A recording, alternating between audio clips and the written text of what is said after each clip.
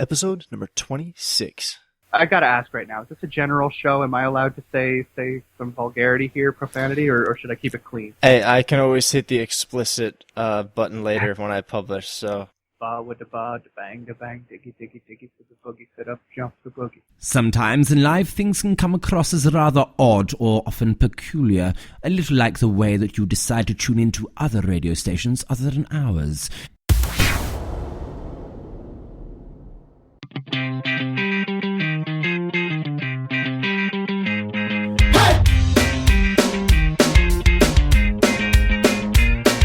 Wishful thinking, been dreaming, it's my time to shine.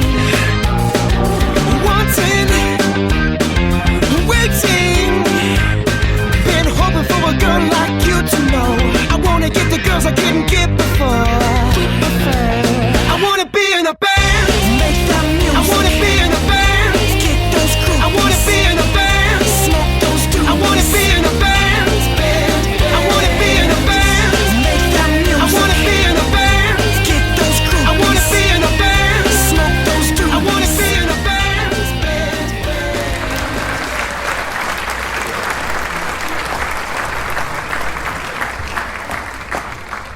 If you enjoyed that introduction song, head on over to iTunes and pick it up. That's I Wanna Be in a Band by Lovestruck Robot off their debut album, I Wanna Be in a Band. You can download the entire album there, as well as their new single, Smoke Show. For more information, please visit lovestruckrobot.com. Good morning, good afternoon, hip hip hooray. This is me, myself, and I. I'm your host, Anthony Hayes.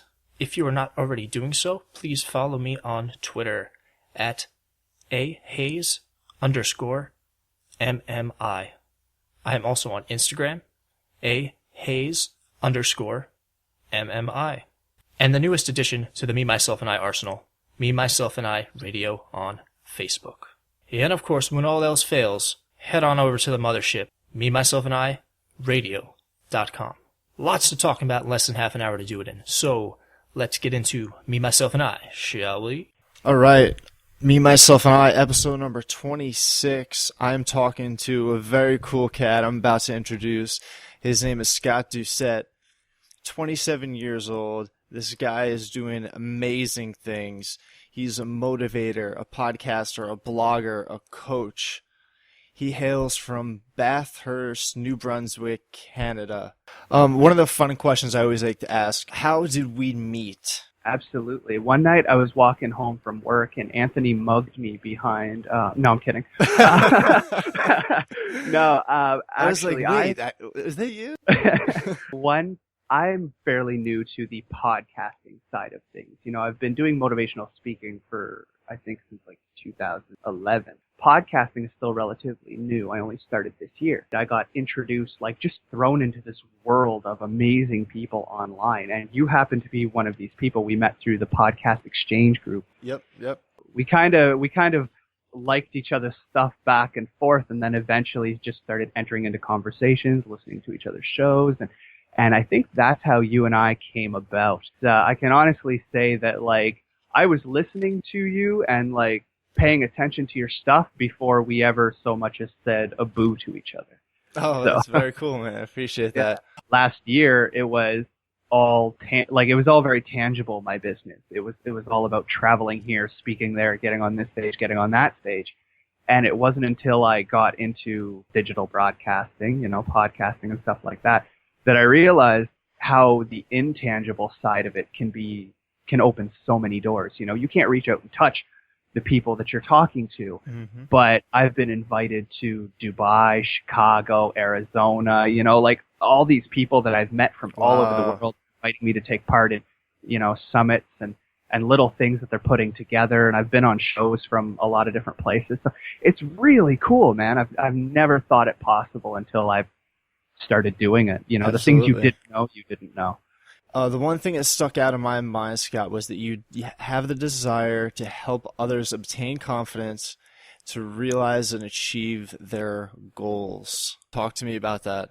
I figured out early on, you know, doing retail, like I worked in retail for, I think, 10 years now.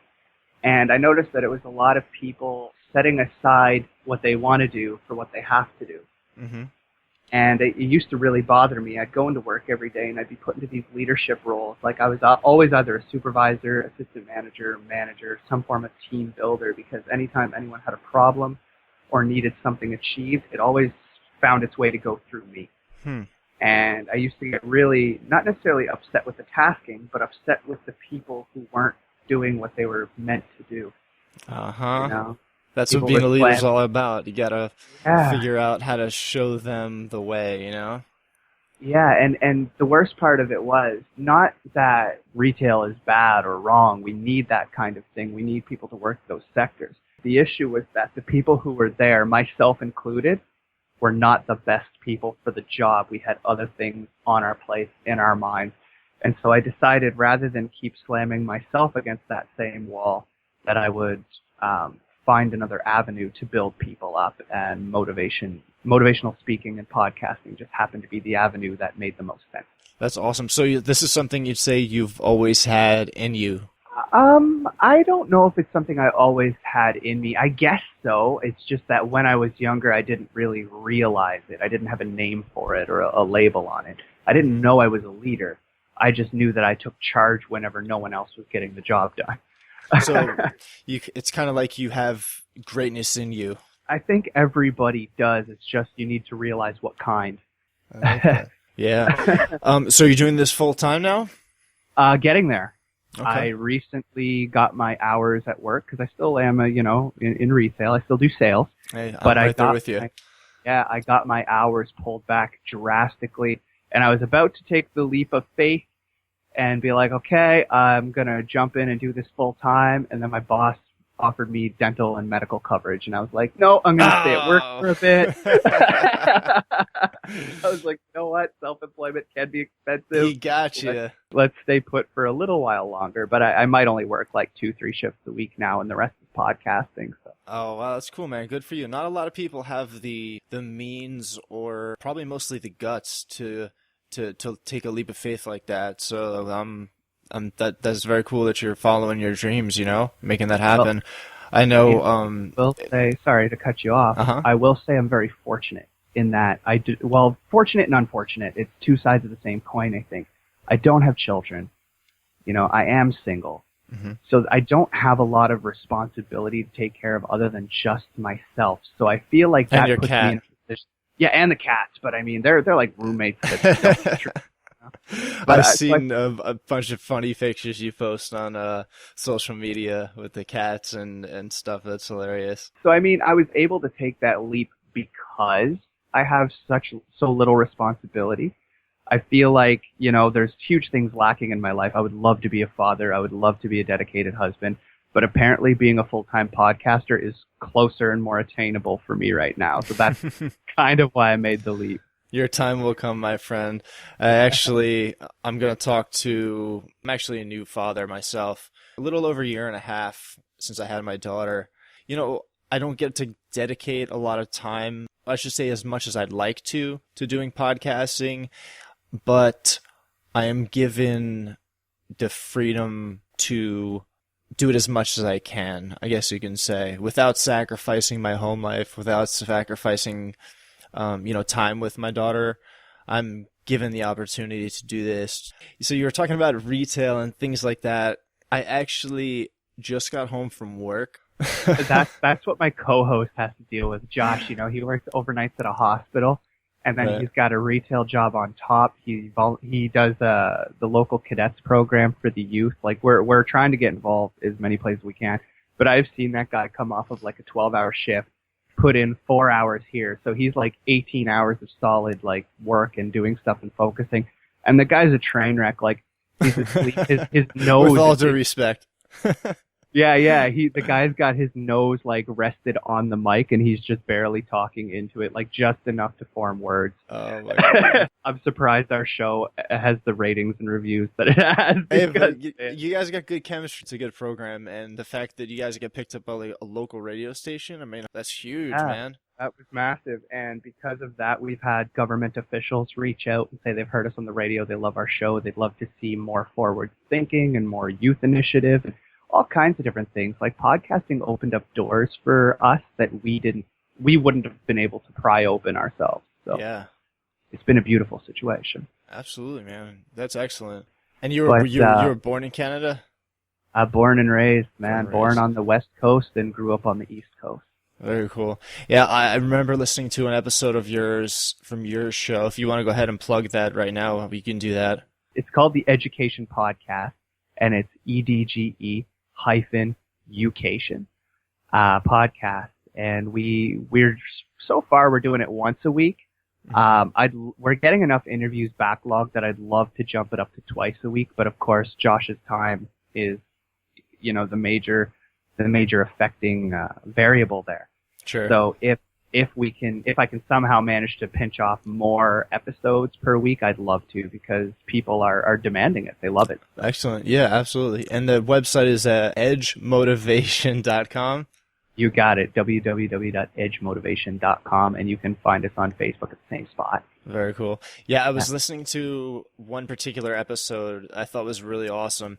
You guys were paying homage to your hometown, growing up, telling stories of when you were kids and all the sights, and giving back to the community. I thought that was like a really awesome, heartfelt episode. I think more people should do one of those. I might do something like that myself one of these days, you know what I mean? Well, yeah, for sure. It's really important to me, and it's always been important to me to bring whatever I'm doing back home. Mm-hmm. And so, like, here I am, I'm on the internet, I'm learning all these things from, like, marketers and promoters and podcasters, bloggers, all these amazing people and authors.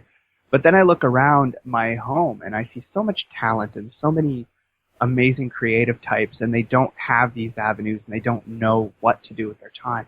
So I try to bring as much of what I'm learning back home, but I try to kind of push my home outward into the multiverse as well, Yeah. I feel like it's a very synergistic approach, and it's been getting us a lot of hometown traction, and people from the outside are learning about where I live. So I think it's really helpful. Yeah, it's really cool, man. Everything's sounds like it's coming full circle for you. It really is.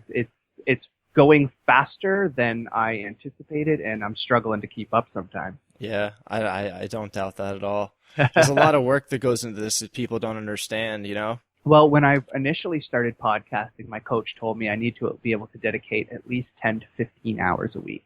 And now, and that was enough to just make the podcast, get it out every week. Mm-hmm. But now I'm starting to realize that if you want to podcast as a business, you got to have like 60 hours a week, because it's not all done in front of the mics, but you're spending so much time emailing, social media. And I mean, I spend all day on Facebook anyway, so it's more or less just a continuation of my hobby.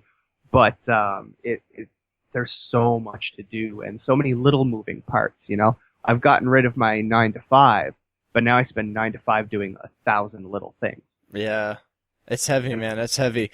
It's definitely one of the most exciting parts of it for me is the creative process and learning. As much as I think I know, I learn something new every day. And just talking to people in situations like this and on Blabs and Google Hangouts for podcasting and blogging tips, I always pick up a little something along the way from everybody I come in contact with. So that's been pretty cool. Well, that's what I was telling a friend of mine. We were on the phone not too long ago, and she asked me what I was up to, and I let her know that, like, I've got back-to-back interviews. Like, I've got 5 calls today alone. My friend told me I don't think I could ever spend that long on the phone. Every person I talk to seems to affect me in such a way that I couldn't have done it myself. Absolutely. Yeah, man, the universe works in mysterious ways. Absolutely. That's very cool. I want to talk to you about some self-discovery and some obstacles. I understand that you in the past have had an issue or maybe even still have some anxiety problems. Talk to me a little bit about that and how you overcame them. Sure. This is actually going to be my first time, I think, talking to this degree about it, but I decided this morning because I thought this was where the conversation was going to go. I had a feeling. So I decided today that I'm going to lay it all out for the first time ever, if that's cool with you. Wow, awesome. Right here on Me, Myself, and I. There you got it, ladies and gentlemen. Yeah, so a little known fact about me is when people look at me online, they think that I'm some big boisterous character, and I really am. But that was something I had to learn how to do, and it's very counterintuitive to who I actually am.